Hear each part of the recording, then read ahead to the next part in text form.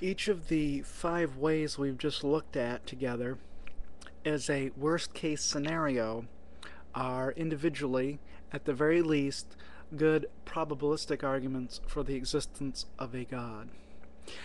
Taken together, they present a compelling cumulative case for the existence of God.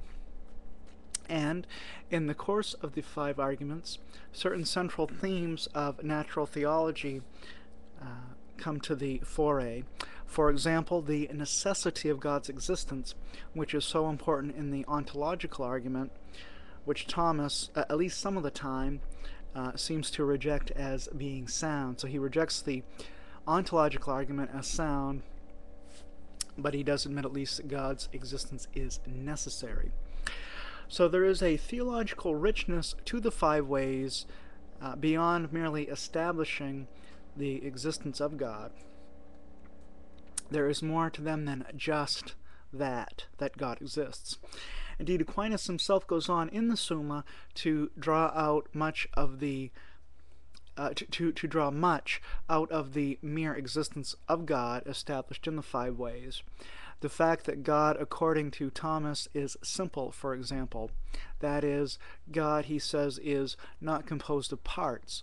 Thomas goes on from these 5 ways and draws out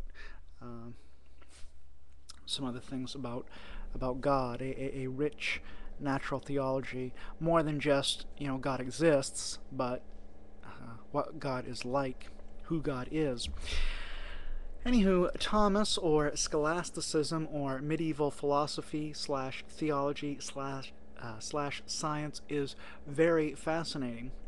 We have only scratched the surface by looking at the 5 ways of Thomas. I plan to do an apologist profile on Thomas eventually, so be sure to be watching for that if you found this series on the 5 ways of interest. It is sometimes thought and said that in the Middle Ages, that the Middle Ages were very bad times intellectually speaking.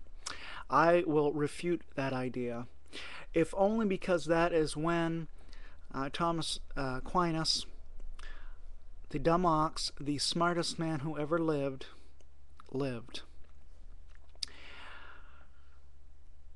And that was the nickname, by the way, of Aquinas, the dumb ox. Not that he was dumb in the sense of being stupid, for he certainly wasn't, but dumb in the sense of not talking. Apparently he didn't talk a lot in school, in his classes, so that's where the dumb part of the nickname comes from. And the ox part of the nickname should be obvious from the painting of Thomas that I'm going to show you now. Hopefully it will be clear in the video. And this painting, the caption says, is very likely an accurate painting of Aquinas. It actually presents what he really did look like, in other words. The painting is by somebody named Justus of Leyden. I have no clue who Justus of Leyden is, but he is apparently the painter of this famous painting of Aquinas. So here, if I can show you the picture. Okay, so there he is, and notice that he is enumerating something on his hand. It looks like he's going through 5 points. He's on the first point. I like to think that he's going through the 5 ways in this painting. I'm not sure if that's the case, but that's my guess. So he's in the midst of the beginning on the first way in the painting, and then he'll go on to do the other 4 ways.